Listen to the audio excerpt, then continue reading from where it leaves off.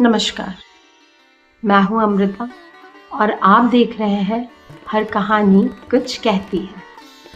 हम लेकर आए हैं 6 माण 8 गुण, एक ऐसी कहानी जो हंसाते हंसाते चुपचाप बहुत कुछ बता जाती है।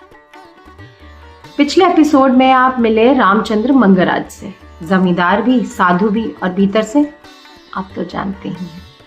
अब आइए देखते हैं उसकी दुनिया का अगला दृश्य, मंगराज की साख और चालाकी। रामचंद्र मंगराज अब कोई सामान्य व्यक्ति नहीं था।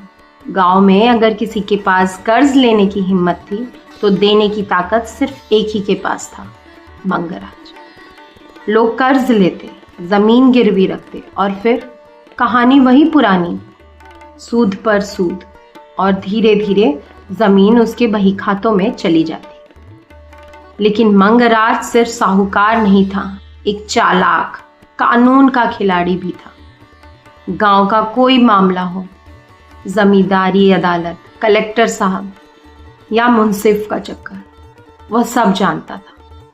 उसे पता था किन अफसरों को क्या खिलाना है और कब कौन सी अर्जी लगानी है। उसका मुख्य हथियार क्या था पता है आप लोगों को? चुप्पी। कभी ऊंची आवाज नहीं, कभी किसी पर खुला आरोप नहीं, कभी गुस्सा नहीं, बस मुस्कान, मीठी बोली और चालाक दिमाग।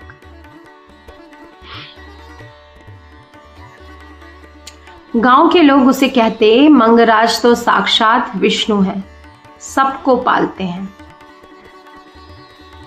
लेकिन सच्चाई, उसकी बही में 80% लोगों की जमीन, उसके गोदाम में 90% अनाज और उसके आगे 100% डर। एक कहानी मशहूर थी। एक गरीब किसान ने उससे सिर्फ 5 रुपए उधार लिए थे। 2 साल बाद जब चुकाने गया तो मंगराज बोला, कर्ज 35 रुपए हो गया है। किसान चौंका, साहब ये कैसे? मंगराज मुस्कुराया, बही देख लो। और बही में सूद, ब्याज, दस्तूरी, फीस, रजिस्ट्रेशन सब जोड़ दिया गया था। लेकिन यही नहीं, अगर कोई आवाज उठाए तो मंगराज के लोग उसे अधर्मी, कृतघ्न और पागल घोषित कर देते। गांव के चौपाल में धीरे धीरे हवा बनाई जाती। अरे वही किसान जिसने मंगराज को धोखा दिया था। इस तरह पैसे का खेल, जुबान की चालाकी और छवि का चमत्कार, तीनों मंगराज को अजय बना देते। अब सोचिए, क्या ये कहानी सिर्फ 19वीं सदी की है या आज भी हर गांव, हर शहर, हर मोहल्ले में कोई ना कोई मंगराज है?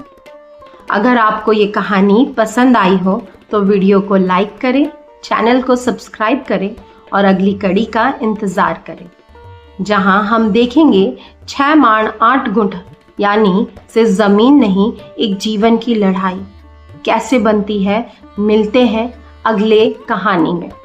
हर कहानी कुछ कहती है। धन्यवाद।